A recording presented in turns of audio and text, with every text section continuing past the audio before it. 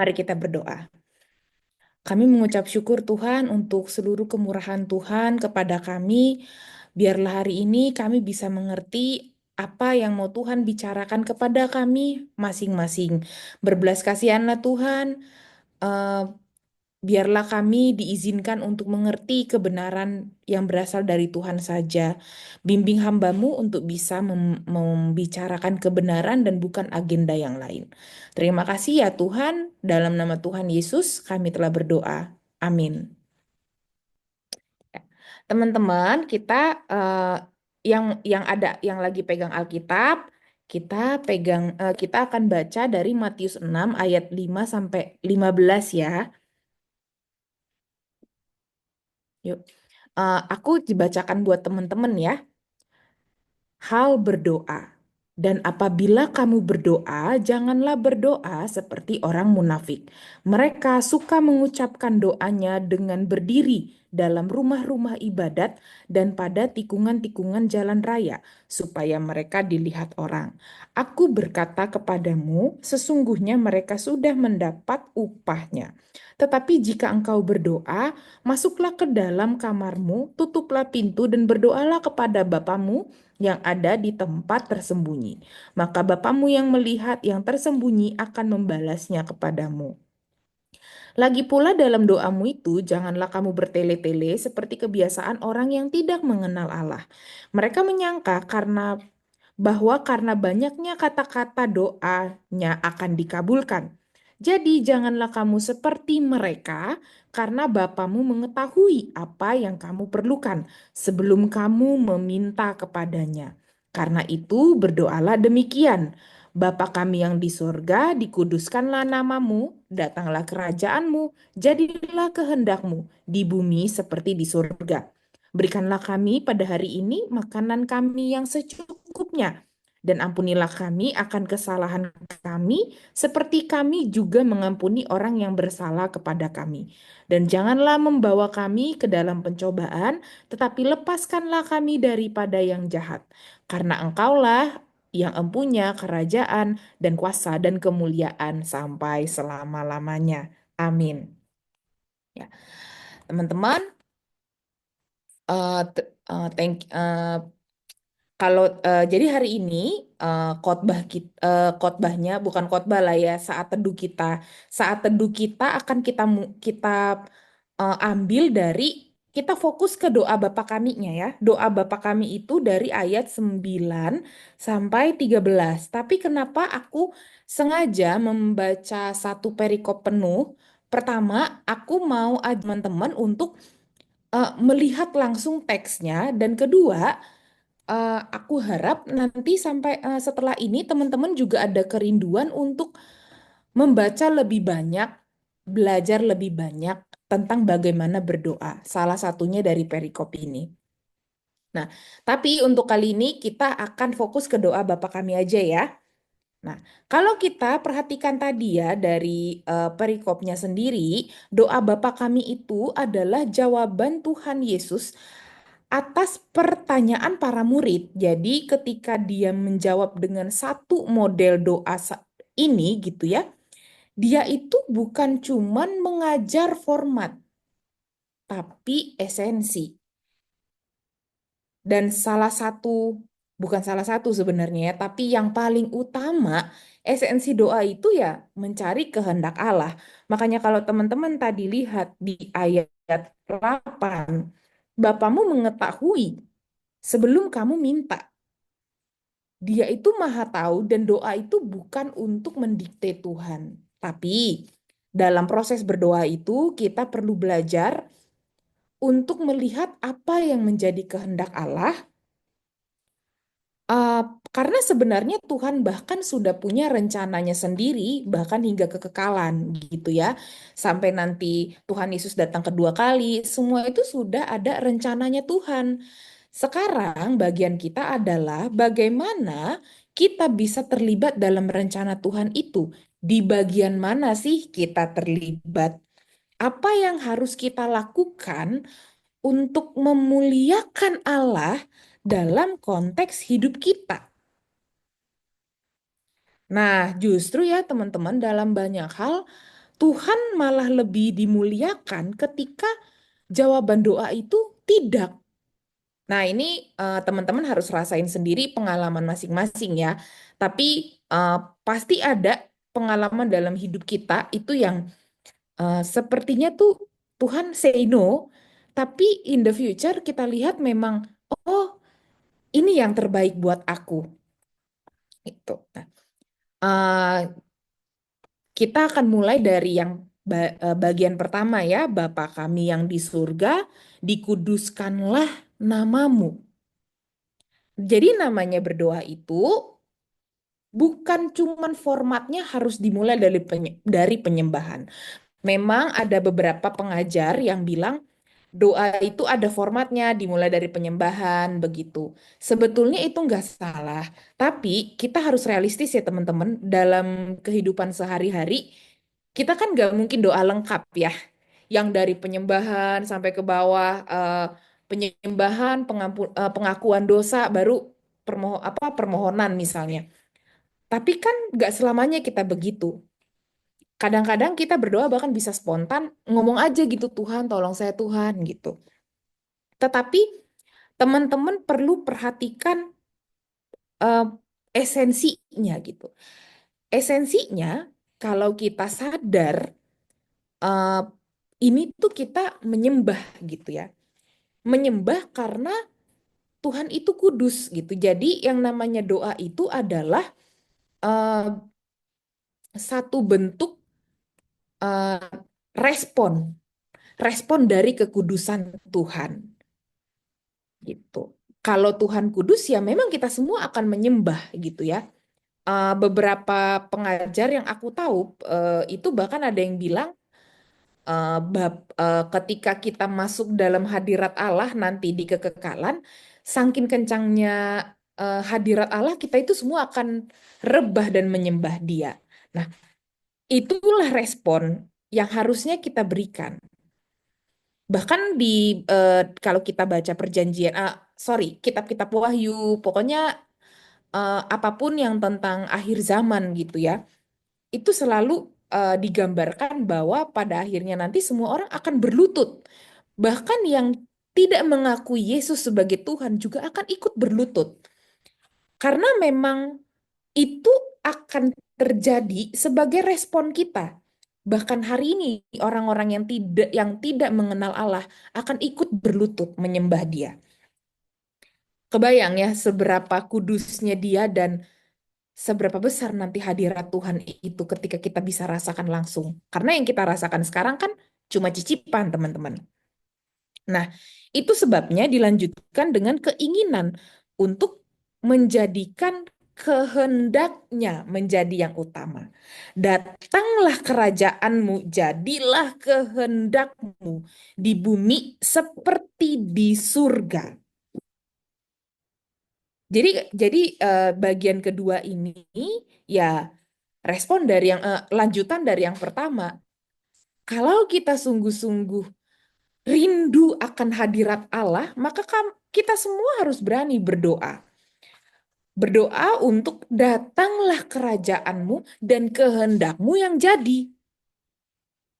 Dan teman-teman perlu tahu bahwa janji kedatangan kerajaan Allah ini pun berkali-kali ditulis. Nah, teman-teman, kalau nanti teman-teman di rumah baca Wahyu 21 ayat 3, bahkan dikatakan, lihatlah kemah Allah ada di tengah-tengah manusia dan ia akan diam bersama-sama dengan kita. Jadi ketika kita menyebutkan bagian ini, sebetulnya kita juga sedang berdoa berdasarkan janji Tuhan. Karena memang Tuhan mau datang mendatangkan kerajaannya ke bumi. Tetapi masalahnya sekarang ketika kita mendoakan ini, apakah kita tuh sungguh-sungguh mengharapkan kerajaan Allah atau tidak? Nah, ini teman-teman memang tidak gampang. Jadi teman-teman pun perlu belajar di rumah bagaimana ketika saya berdoa, saya itu tidak hanya memikirkan diri saya, tapi bahkan mulai belajar melihat eh, bagaimana sebaiknya saya berdoa supaya lewat doa saya kerajaan Allah dinyatakan. Itu. Karena kalau kita memang benar-benar rindu, bukan cuma rindu ya, bahkan kita tuh sangat yakin suatu saat Tuhan akan mendirikan kerajaannya di muka bumi ini. Seharusnya hati kita juga akan berbeda, teman-teman. Kita tidak lagi memaksakan kehendak kita. Kita hanya mau menaati kehendak Allah saja. Karena hanya kehendak Allah yang satu-satunya jadi keinginan hati kita. Bahkan mungkin dengan tulus kita akan bertanya, benar-benar tuh nanya gitu. Sebetulnya Tuhan, dalam bagian apa aku dapat terlibat menghadirkan kerajaanmu di bumi? Justru sikap hati inilah yang harusnya kita nyatakan di dalam doa-doa kita. Nah, hal yang juga diajarkan dalam doa Bapa kami adalah kecukupan. Berilah kami pada hari ini makanan kami yang secukupnya. Bahwa ketika kita meminta, kita juga tidak boleh dengan keinginan serakah. Kita perlu menjaga hati kita juga supaya tidak minta berlebihan. Dan kalaupun dalam berdoa ternyata ada hal-hal yang tidak dikabulkan, ya karena yang sudah Tuhan kabulkan itu sudah cukup. Dan gak apa-apa juga kalau ternyata itu yang cukup. Dan ketika berdoa itu, kita juga harus ada satu kesadaran gitu ya bahwa kita itu kita itu tuh harus melatih diri juga ya teman-teman untuk kita benar-benar bisa cukup belajar mencukupkan diri kan Paulus juga bilang gitu ya dia sendiri belajar mencukupkan diri gitu. Kalau teman-teman baca ceritanya Paulus gitu ya di surat-suratnya dia gitu ya sama jemaat-jemaat. Aku sendiri begitu mengagumi ya bagaimana beliau belajar untuk mencukupkan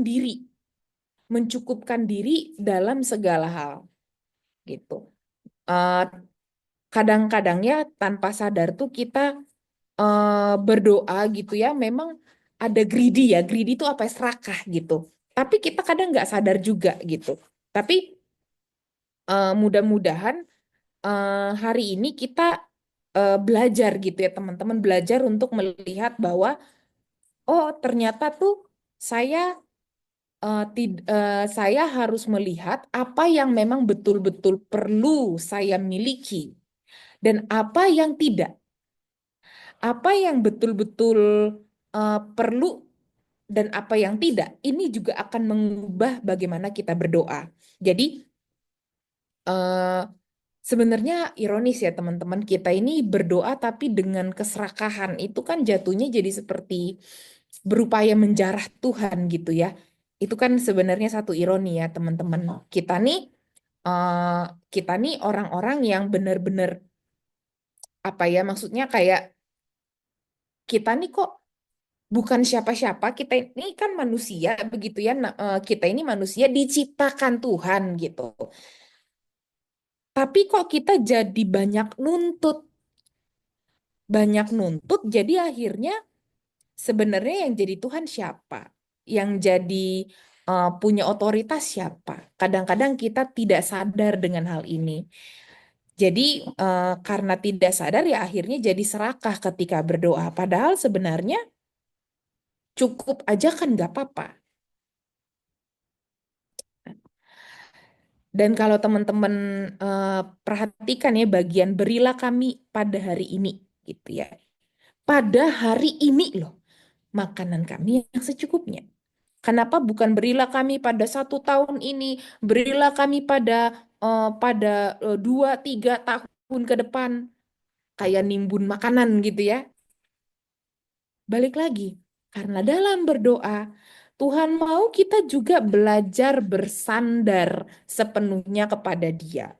Dia mau kita yakin sepenuh hati bahwa kita pasti dipeliharanya. Kadang-kadang ada masa gitu ya ketika eh, ini mungkin semua orang pasti mengalami ya. Eh, Kecuali mungkin dia seorang yang kaya raya dan privilege-nya berlimpah. Tapi kebanyakan dari kita mungkin ada ya masa di mana mungkin kita nggak punya duit gitu ya. Mungkin kita kesusahan begitu ya. Nah, eh, kadang-kadang kita khawatir ya teman-teman ya, khawatir dengan kondisi seperti ini, atau kadang-kadang memang kita lahir di kondisi mama papa kita, tumbuh besar dalam kondisi mama papa kita mungkin eh, ekonominya juga nggak oke gitu ya. Dan teman-teman tahu gitu, bahkan untuk kebutuhan sehari-hari papa mama kita tuh susah gitu memenuhi kita gitu ya, bahkan hanya untuk kebutuhan hari-hari loh ini. Nah, dari sini teman-teman kita bisa belajar ya kalau eh, adanya adanya satu keyakinan untuk pokoknya bersandar saja. Bersandar saja, eh, Tuhan pasti mampukan gitu ya. Tetapi memang kadang-kadang yang bikin kita bergumul itu adalah bagaimana ternyata jika doanya tidak sesuai begitu ya. Jadi kadang-kadang itu yang bikin kita merasa apakah betul Tuhan memelihara hidup saya gitu ya. Teman-teman, memang cara Tuhan memelihara hidup kita itu balik lagi tidak bisa kita dikte. Kan tadi seperti yang kita balik ke poin awal ya, otoritasnya ada di dalam Tuhan. Jadi karena otoritasnya Tuhan ya teman-teman, memang suka-suka Tuhan. Tapi teman-teman perlu percaya, Tuhan itu maha pemelihara. Tapi balik lagi, berarti kalau Tuhan memelihara kita dengan cara yang mungkin tidak kita sukai, belajar untuk setuju dengan kehendak Allah. Kadang-kadang yang membuat doa ini menjadi sulit adalah ketika jawaban doa kita itu ternyata sesuatu yang tidak kita sukai, kita nggak bisa setuju. Tapi teman-teman eh, banyak juga ya, mungkin teman-teman juga pernah ngerasain gitu. Eh, Tuhan kabulkan nih doanya teman-teman, beneran dikabulkan, dikabulkan. Tapi begitu dikabulkan ternyata, eh ternyata gue nggak suka sama jawaban doa gue, padahal gue minta. Pernah loh, aku kayak gitu. Nah, dulu aku tuh ceritanya, eh aku kan latar belakang kuliah itu jurusan sejarah, teman-teman. Nah, ya lo siapa lo yang pernah kuliah sejarah? Nggak ada ya? Iya, karena memang orang ngambil kuliah sejarah tuh jarang gitu. Dan mungkin sudah capek gitu ya. Kalau sudah belajar di SMA kayaknya muak sekali jurusan sejarah gitu ya. Aku bisa ngerti sih teman-teman karena memang belajar sejarah di SMA dan di S1 gitu ya.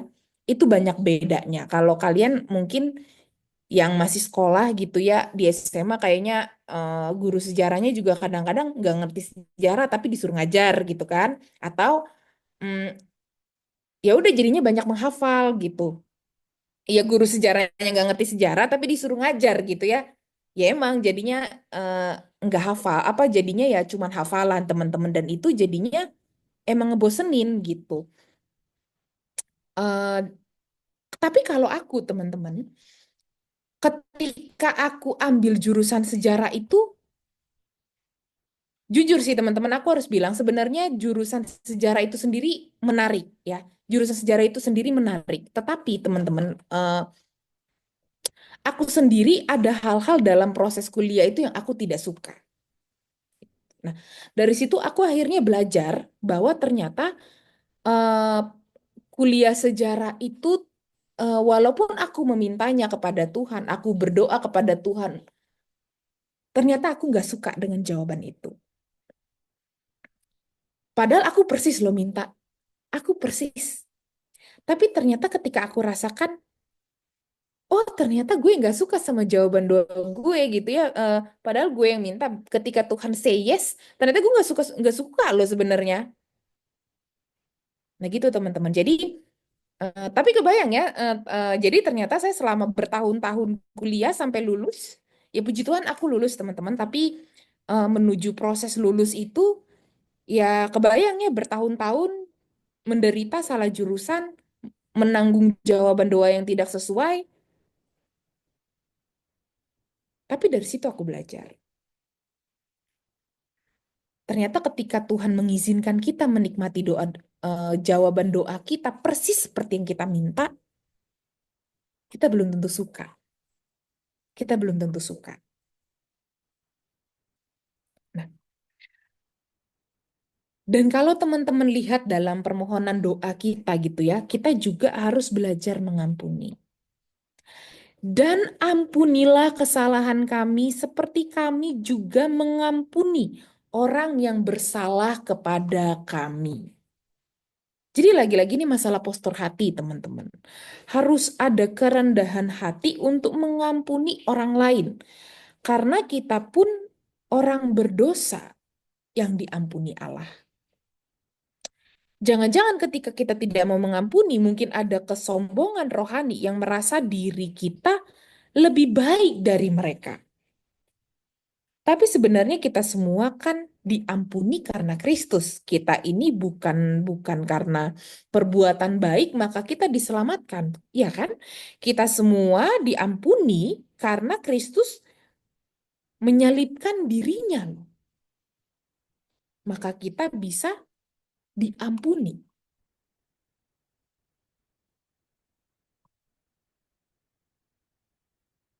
Mungkin ada yang bilang ya, sebetulnya kan kita harus pulih dulu gitu, baru bisa mengampuni.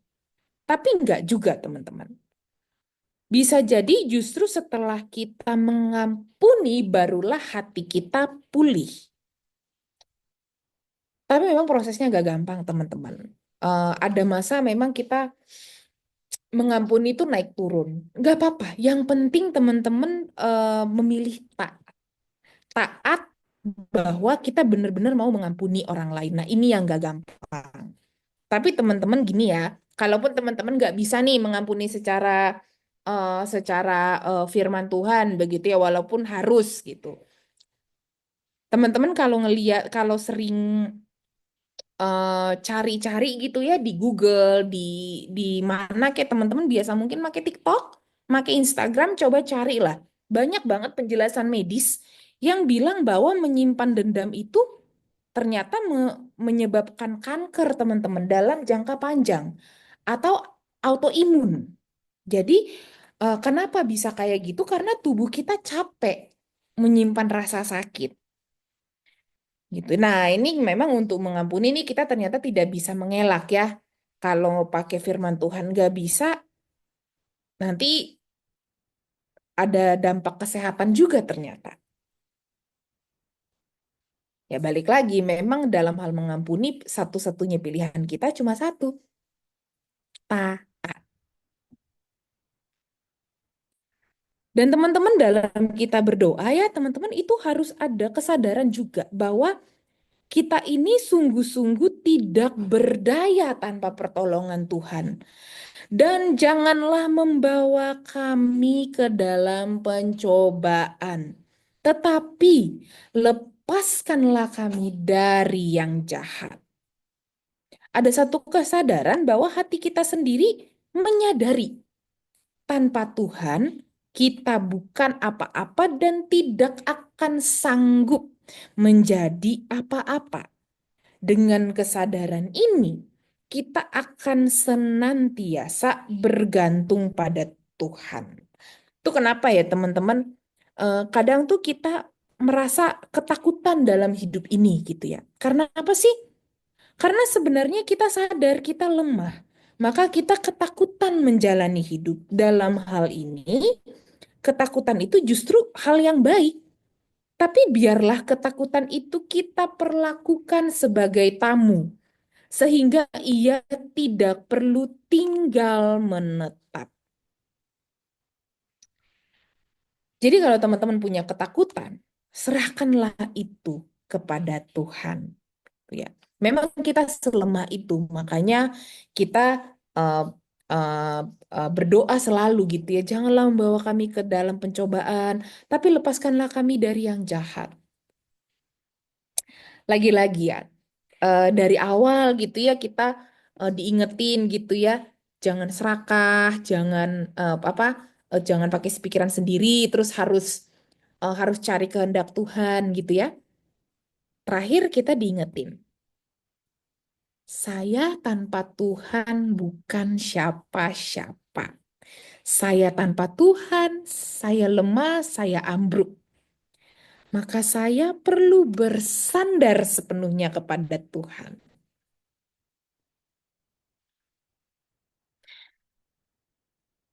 Doa ini, teman-teman, kemudian ditutup dengan satu kalimat. Karena engkaulah yang empunya kerajaan dan kemuliaan sampai selama-lamanya. Kalimat yang terakhir ini, teman-teman, ini namanya doksologi gitu. Nah, kalau teman-teman mungkin eh, eh, gerejanya mungkin karismatik begitu ya. Memang eh, ada sih satu dua gereja karismatik yang doksologi gitu ya. Jadi kalau teman-teman mungkin dengar lagu kayak Praise God from whom all blessings flow, kayak gitu. Nah, itu lagu itu tuh sebetulnya doksologi, teman-teman. Itu doksologi. eh, jadi doksologi ini tuh bagian dari tradisi iman Kristen gitu ya. Ini adalah satu puji-pujian kepada Allah Tritunggal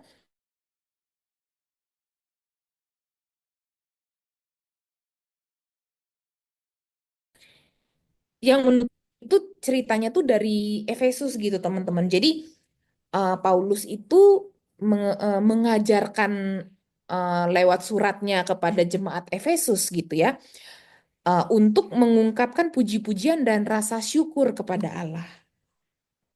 Gitu. Ini eh, pengetahuan lah ya buat teman-teman. Jadi eh, ternyata tuh ada dasarnya gitu. Jadi memang ungkapan syukur, penyembahan, pujian itu tuh ada istilahnya doksologi. Nah, tapi ya kalau dia namanya doksologi itu memang di akhir.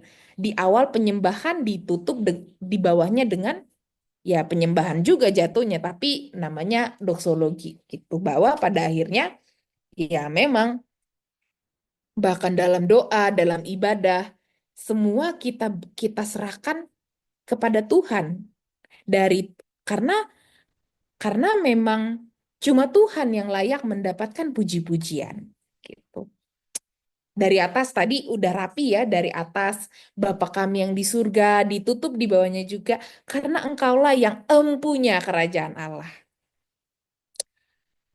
Memang pada akhirnya bahkan dari eh, struktur doanya aja ya teman-teman kita bisa lihat gitu. Dimulai dengan penyembahan, ditutup dengan doksologi. Yang mana doksologi itu ya penyembahan juga sebenarnya.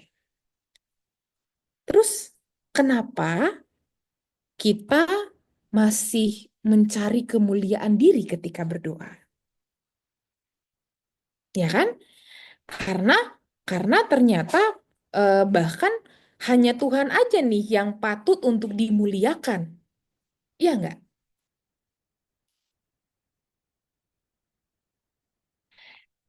Itu kenapa teman-teman ada sebagian orang Kristen ya itu memang agak gimana gitu dengan istilah manifestasi. Kalau teman-teman tahu mungkin ya banyak orang ngajarin gitu ya, em, manifestasikanlah keinginanmu gitu ya. Jadi ya Tuhan aku manifestasikan, ya Tuhan aku mengklaim, ya Tuhan aku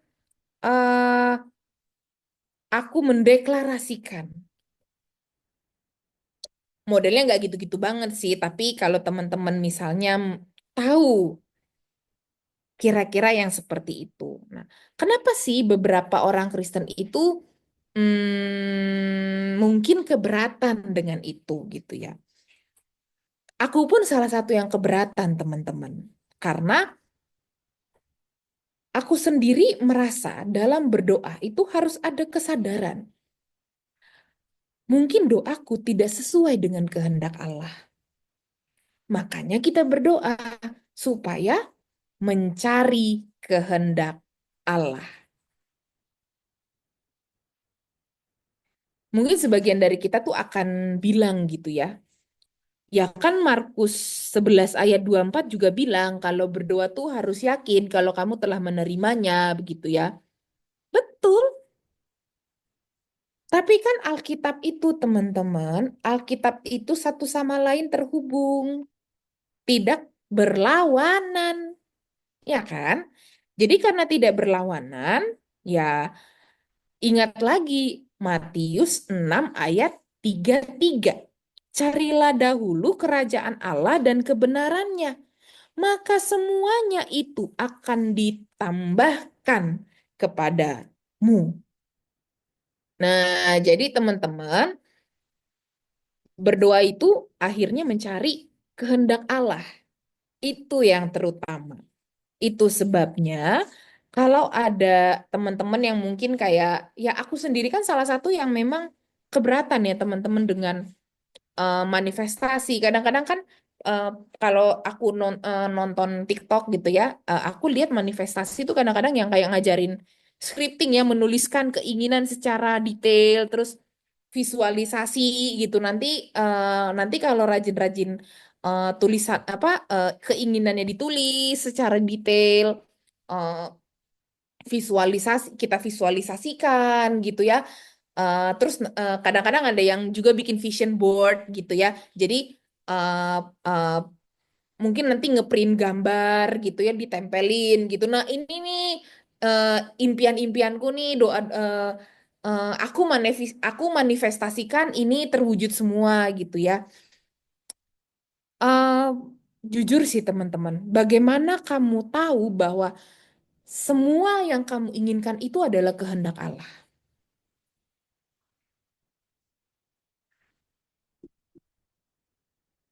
Itu kenapa em, kalau kita melihat dasar kebenarannya, berdoa itu bukan cuma sekedar meminta, tapi yang lebih dari itu, mencari kehendak Allah secara sungguh-sungguh. Nah, sebenarnya itu juga ya teman-teman ketika kita eh, ini kan kita semua sama-sama belajar gimana caranya untuk jadi autentik ya. Seperti namanya, jadi autentik gitu. Tapi teman-teman perlu tahu bahwa otentik itu bukan cuma menjadi diri kita sendiri, tapi menjadi apa yang Tuhan mau. Ingat teman-teman, kita ini gambar dan rupa Allah. Dan hiduplah berdasarkan keyakinan itu. Kita ini gambar dan rupa Allah, teman-teman. Jadi karena kita gambar dan rupa Allah ya, kita ini hidup berdasarkan apa yang Tuhan mau untuk kita. Kira-kira begitu teman-teman penjelasannya.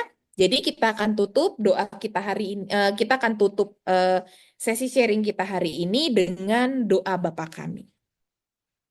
Bapa kami yang di surga, dikuduskanlah namamu. Datanglah kerajaanmu, jadilah kehendakmu di bumi seperti di surga. Berikanlah kami pada hari ini makanan kami yang secukupnya. Dan ampunilah kami akan kesalahan kami, seperti kami telah juga mengampuni orang yang bersalah kepada kami. Dan janganlah membawa kami ke dalam pencobaan, tetapi lepaskanlah kami dari yang jahat. Karena engkaulah yang punya kuasa dan kemuliaan sampai selama-lamanya. Amin.